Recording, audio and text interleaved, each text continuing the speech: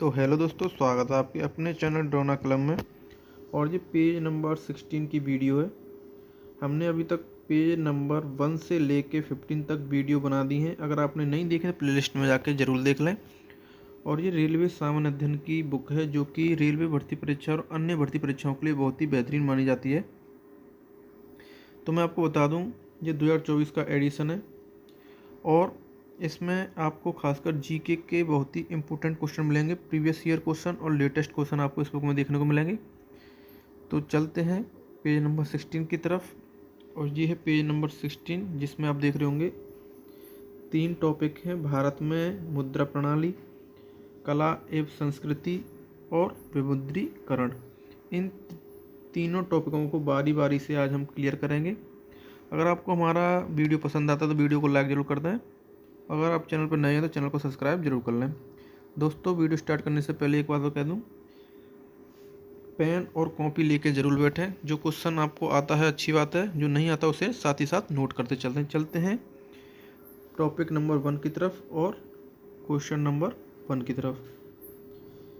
Question number 1 है, भारतीय मौद्रिक व्यवस्था की इकाई रुपया है। भारतीय मौद्रिक व्यवस्था की इकाई रुपया है।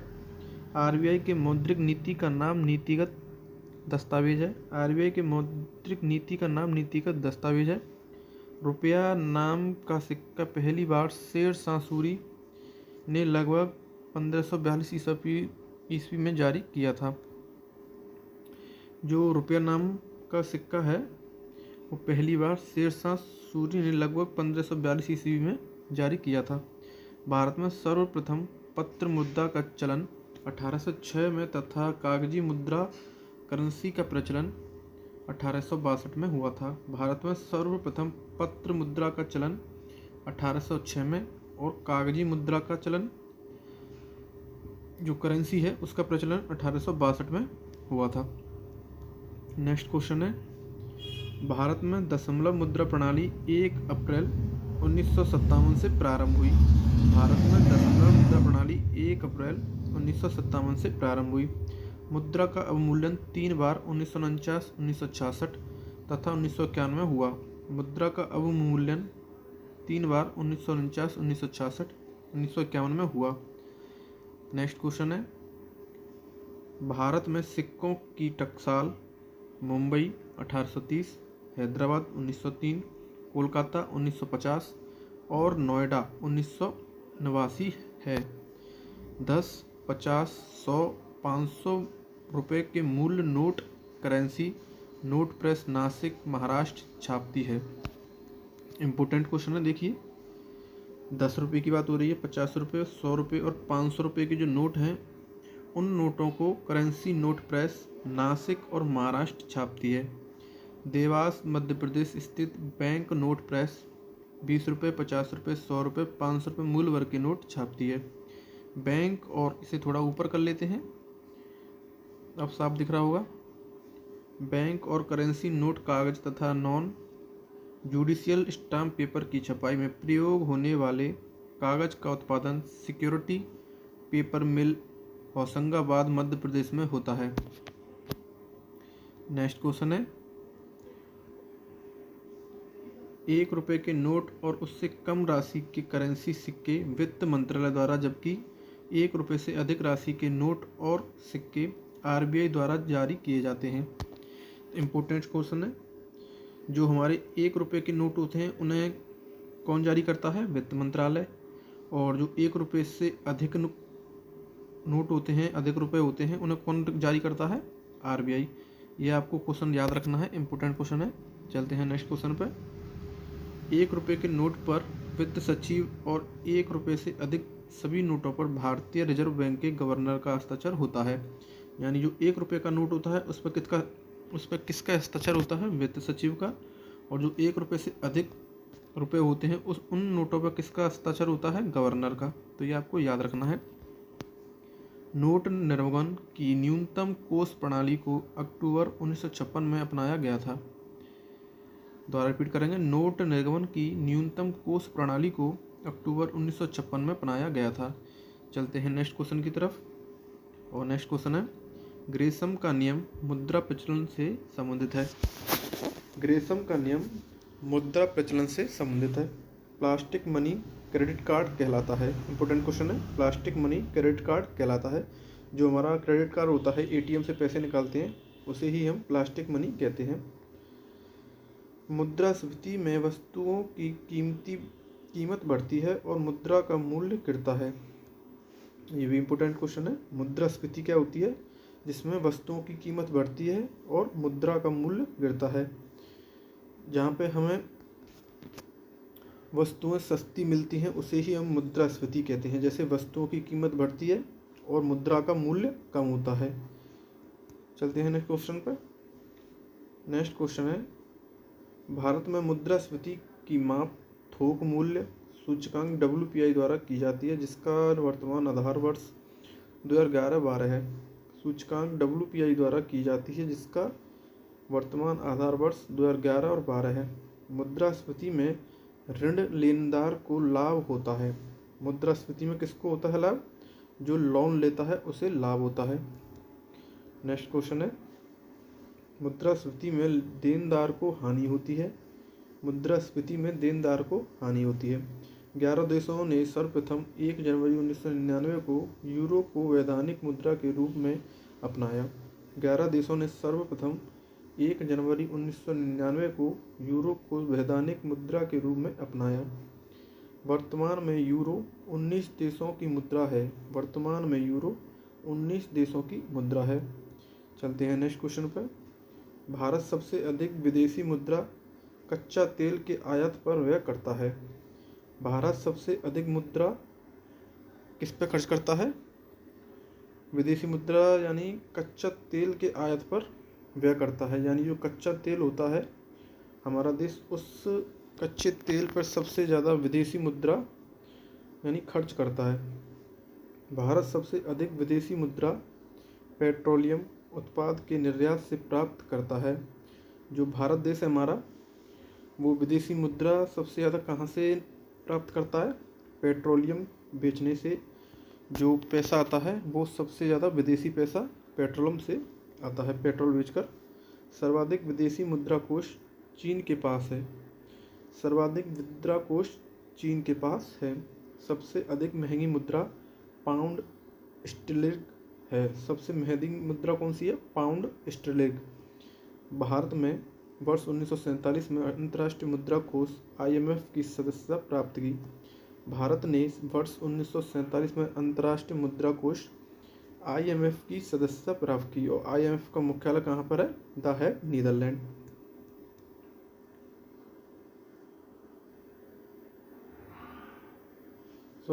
IMF का जो है वो वॉशिंगटन DC में है, जो आपको याद रखना है।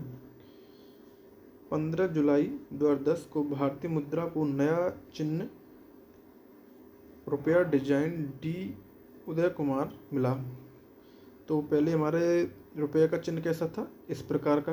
फिर बाद में इसको 2010 में कैसा कर दिया गया? इसके ऊपर 2 लाइन कर दी गई। पहले पीछे जो रा होता है उसको रुपया का, जैसे हम रुपया लिखते हैं तो रुपया का रू की तरह पहले चिन्ह था, बाद में इसे इस तरीके से नया आकार दे दिया गया 2010 में। याद रखना है आपको। चलते हैं टॉपिक नंबर 2, कला एवं संस्कृति। तो फर्स्ट क्वेश्चन है, भरतनाट्यम दक्षिण भारत तमिलनाडु का नृत्य है, का एकल शास्त्रीय नृत्य है, शैली है, जिसे विशेष रूप से महिलाओं द्वारा किया जाता है। इम्पोर्टेंट क्वेश्चन है। भरतनाट्यम दक्षिण भारत तमिलनाडु का एकल शास्त्रीय नृत्य है, शैली है, जिसे विशेष रूप से महिलाओं द्वारा किया जाता है। चलते हैं नेक्स्ट क्वेश्चन की तरफ। भारत की शास्त्रीय संगीत की दक्षिणी भारतीय शैली कर्नाटक संगीत कहलाती है। भारत की शास्त्रीय संगीत की दक्षिणी भारतीय शैली कर्नाटक संगीत कहलाती है। कर्नाटक संगीत का जनक पुरंदरदास है। कर्नाटक संगीत का जनक पुरंदरदास है। त्यागराज, मुत्तुस्वामी तथा श्याम शास्त्री कर्नाटक संगीत के 3 रत्न कहलाते हैं। त्यागराज, मुत्तुस्वामी तथा श्याम शास्त्री कर्नाटक संगीत के 3 रत्न कहलाते हैं। चलते हैं नेक्स्ट क्वेश्चन पर। भरतनाट्यम के प्रमुख घराना है मैसूर, तंजौर, कांचीपुरम, पांडुर। भरतनाट्यम के प्रमुख घराने कौन कौन से हैं? मैसूर, तंजौर, कांचीपुरम एवं पांडनूर। लीला सैमसन, मृणालिनी, साराभाई, यामिनी कृष्णमूर्ति भरतनाट्यम के कलाकार हैं। दोबारा रिपीट करेंगे। लीला सैमसन, मृणालिनी साराभाई, यामिनी कृष्णमूर्ति भरतनाट्यम के कलाकार हैं। कथकली केरल का प्रमुख शास्त्रीय नृत्य है। केरल का प्रमुख शास्त्रीय नृत्य कौन सा है? कथकली। ये आपको याद रखना है। चलते हैं नेक्स्ट क्वेश्चन की तरफ। कथकली की गीतों का भाषा मलयालम है। कथकली की गीतों की भाषा मलयालम है। इम्पोर्टेंट क्वेश्चन है, रिपीटेड क्वेश्चन है, आपको याद रखना है। कथकली गीतों की भाषा कौन सी है? मलयालम। और कथकली किस राज्य का है? केरल। कथक उत्तर प्रदेश यानी उत्तर भारत का शास्त्रीय नृत्य है। कथक उत्तर भारत का शास्त्रीय नृत्य है। पंडित लच्छू महाराज, पंडित बिरजू महाराज, सीताराव देवी कथक के प्रमुख कलाकार हैं। पंडित लच्छू महाराज, पंडित बिरजू महाराज, सितारा देवी कथक के प्रमुख कलाकार हैं। चलते हैं नेक्स्ट क्वेश्चन पर। कुचिपुड़ी आंध्र प्रदेश का शास्त्रीय नृत्य है। कुचिपुड़ी कहाँ का है? आंध्र प्रदेश का शास्त्रीय नृत्य है। कुल 8 शास्त्रीय नृत्य है, आपको याद रखना है। कुल कितने हैं?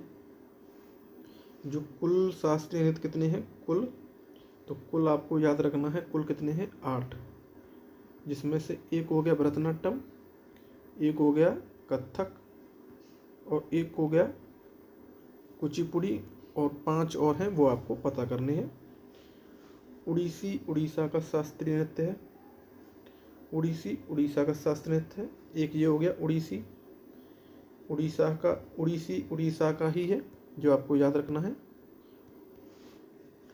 सोनल मानसिंह, कैलूचरण महापात्र डोना, गांगुली का संबंध उड़ीसी नृत्य से है। सोनल मानसिंह, कैलूचरण महापात्र डोना, गांगुली का संबंध उड़ीसी नृत्य से है। भारतीय शास्त्रीय नृत्य में 9 रस होते हैं। कितने रस होते हैं? 9। भारतीय शास्त्रीय नृत्य में 9 रस होते हैं। मोहिनीअट्टम केरल का शास्त्रीय नृत्य है। केरल का शास्त्रीय नृत्य कौन सा है? मोहिनीअट्टम। और केरल का एक नृत्य और था, वो कौन सा था? कथकली। तो मोहिनीअट्टम किसका है? केरल का शास्त्रीय नृत्य है। तो ये आपको याद रखना है। चलते हैं नेक्स्ट क्वेश्चन की तरफ। यक्षगान कर्नाटक का प्रमुख लोक नृत्य है। यक्षगान कहाँ का है? कर्नाटक का। मयूरभंज का छाओ युद्ध संबंधी नृत्य है।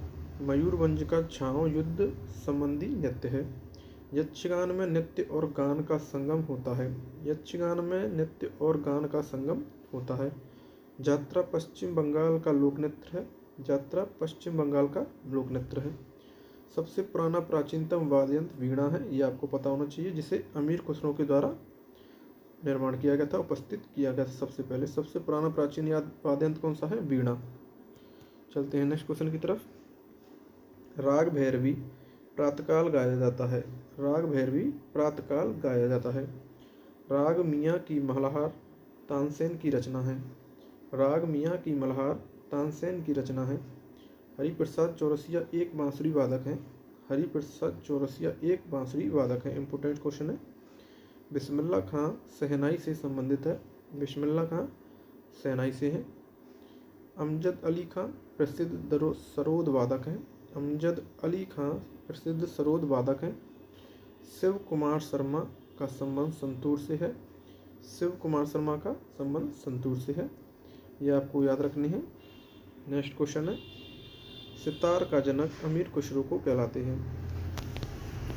तो सितार यानी वीणा, सितार का जनक अमीर खुसरो कहलाते हैं।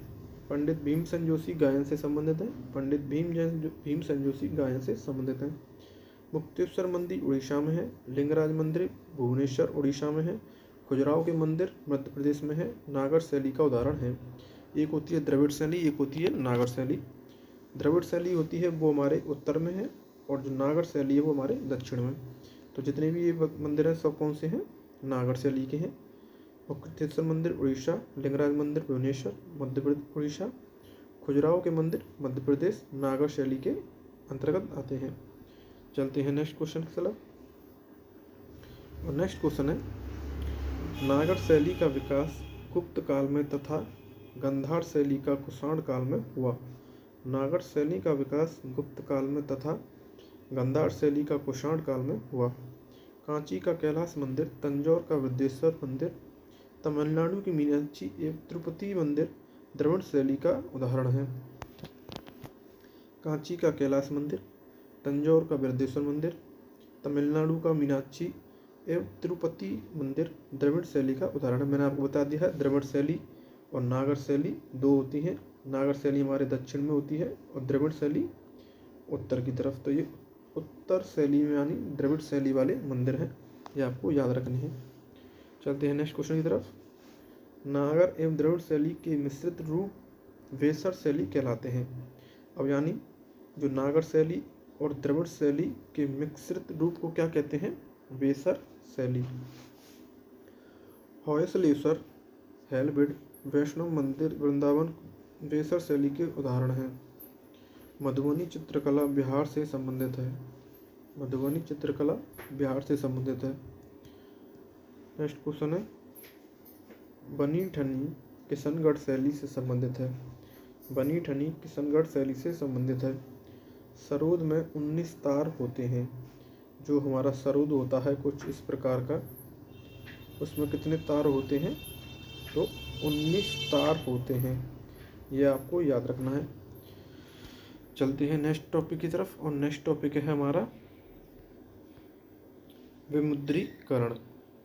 नेक्स्ट टॉपिक क्या है? विमुद्रीकरण। तो विमुद्रीकरण से भी कई क्वेश्चन बनते हैं, धीरे धीरे सभी को पढ़ेंगे।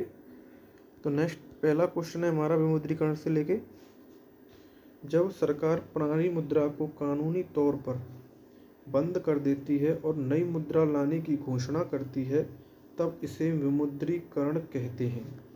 सीधी सी बात है, जब सरकार पुरानी मुद्रा को कानूनी तौर पर बंद कर देती है, यानी एक पुरानी करेंसी है जो हमारी अब चल रही है, अब इसे सरकार इस पर रोक लगा दे, इस पर सरकार रोक लगा दे और नई मुद्रा लाने की घोषणा करती है, उसी को विमुद्रीकरण कहते हैं, जिसे नोटबंदी भी कहा जाता है।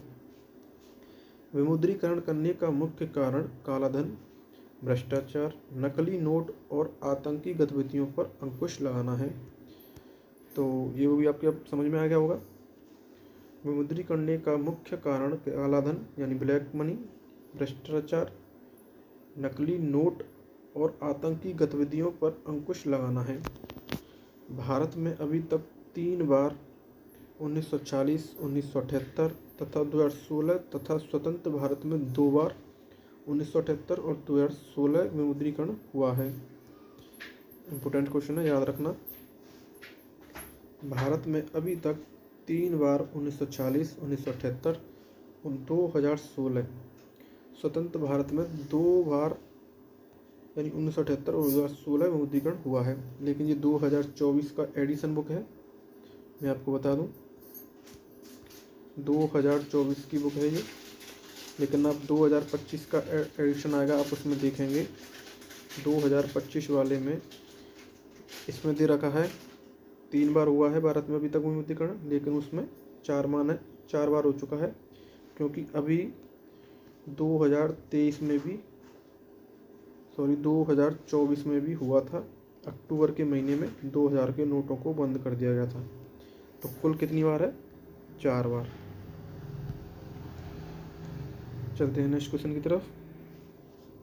सर्वप्रथम 12 जनवरी 1940 को RBI governor CD Deshmukh British शासन में 500, 1000, 10,000 के नोटों को बंद किया गया था, जिसमें 1954 में पुनः शुरू किया गया।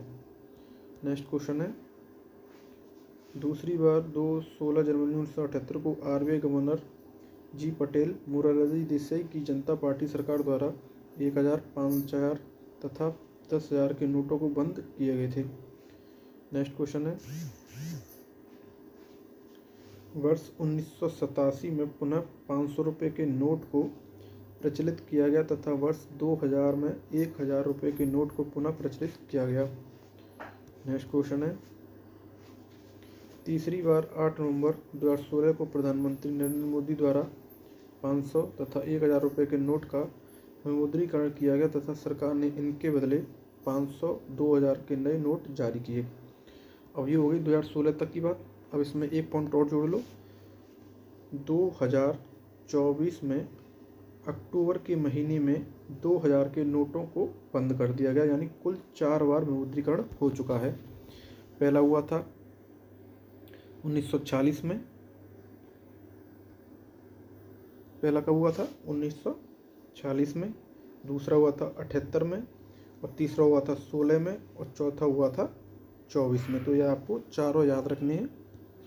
चलते हैं नेक्स्ट क्वेश्चन की तरफ। नेक्स्ट क्वेश्चन है 8 नवंबर 2016 को विमुद्रीकरण के समय आरबीआई के गवर्नर उर्जित पटेल थे। 8 नवंबर 2016 के विमुद्रीकरण के समय आरबीआई के गवर्नर कौन थे? उर्जित पटेल। 30 जून 2011 को 1 पैसा, 2 पैसा, 5 पैसा, 10 पैसा और 20 पैसा, 25 पैसा के सिक्के बंद किए गए थे। तो दोस्तों आपने 2019 तक आपने ये सभी पैसे देखे होंगे। 1 पैसा, 2 पैसा, 5 पैसा, 10 पैसा, 20 पैसा, 25 पैसा, जो छोटे छोटे पैसे से आते थे 98 94, वो आपने 2019 तक तो खूब देखे होंगे, लेकिन अब ये बहुत कम देखने को मिलती हैं। तो इनका कारण है 30 जून 2011 को इनको बंद कर दिया गया।